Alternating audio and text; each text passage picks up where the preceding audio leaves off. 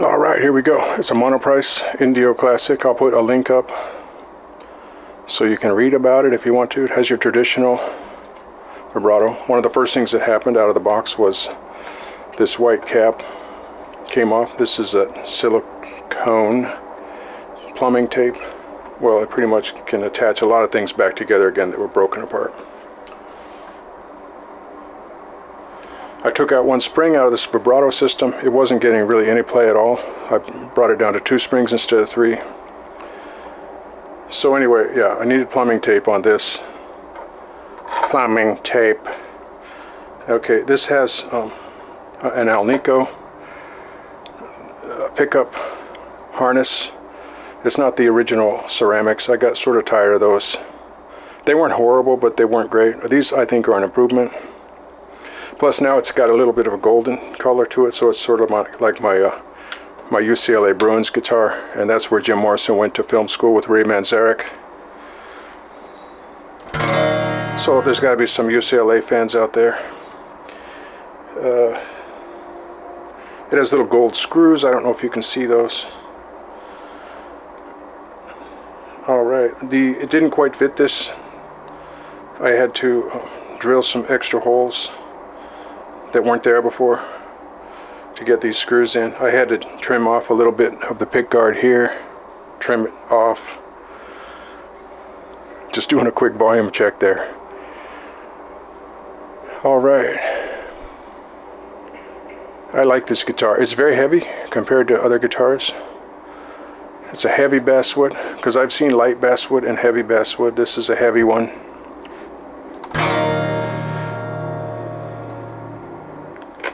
Got your 5 positions.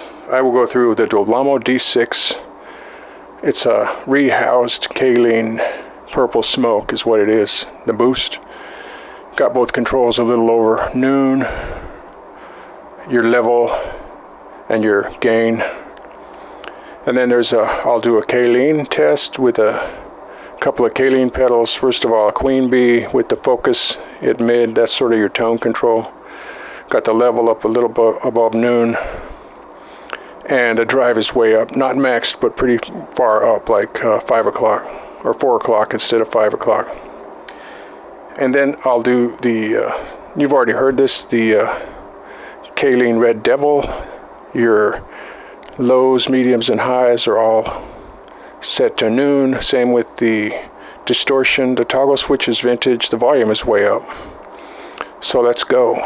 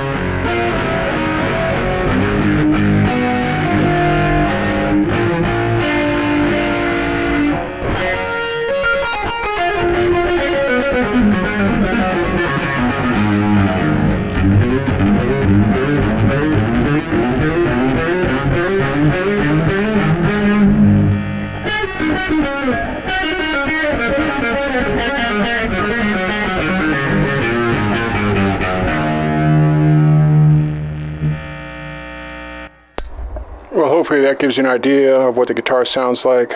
I can't give you a specific link to this, but it's a thing to take a cheap and inexpensive Strat and put a new harness on it with Alnico.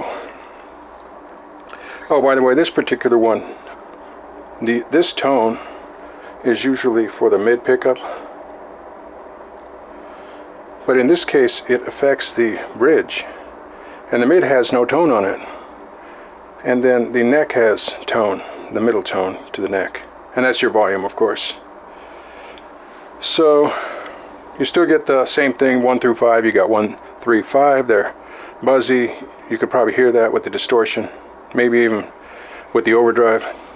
And then positions 2 and 4, where you have combos of, you know, mid neck and mid bridge. Those combos, positions 2 and 4, they're quiet. I've said it before, I guess I'll say it again. When you have an S-type with a 5-way switch, if your positions 2 and 4 are not quiet, then your ground wire is probably not hooked up underneath here. It should go, I think, to the, typically I think it goes to the vibrato plate that's underneath here. So, these Monoprices are good. This was 80 bucks again, like the Rogue. And it's, you know, they won't be $79 all the time. Once in a while they go down to that. Monoprice is generally, I've never had like an unplayable Monoprice. I've always had a good playing experience, and I've probably had about 4 or 5 of their guitars. And when I put these Alnicos on here, and it works out okay, it's actually a really good guitar in my opinion for, you know, 110 or 120 bucks total. A little bit of elbow grease.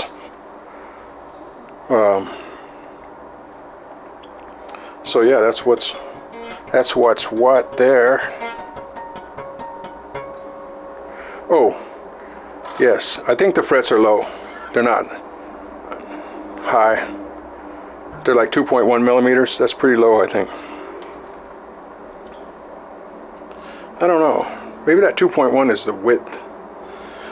Whatever the number is, these frets are low, low, low. But you know what? I guess that's super old school. That's the way frets were in the 50s. So you'll get a vintage feeling playing one of these, from what I've read and heard. The Monoprice makes some good stuff, and it's always a decent price. And I've read bad reviews where stuff didn't come properly playing or properly set up, but I've never experienced that. I've only had good times with Monoprice, and I even liked the ceramics a little bit, but at a certain point I just had to go to Alnico. All right.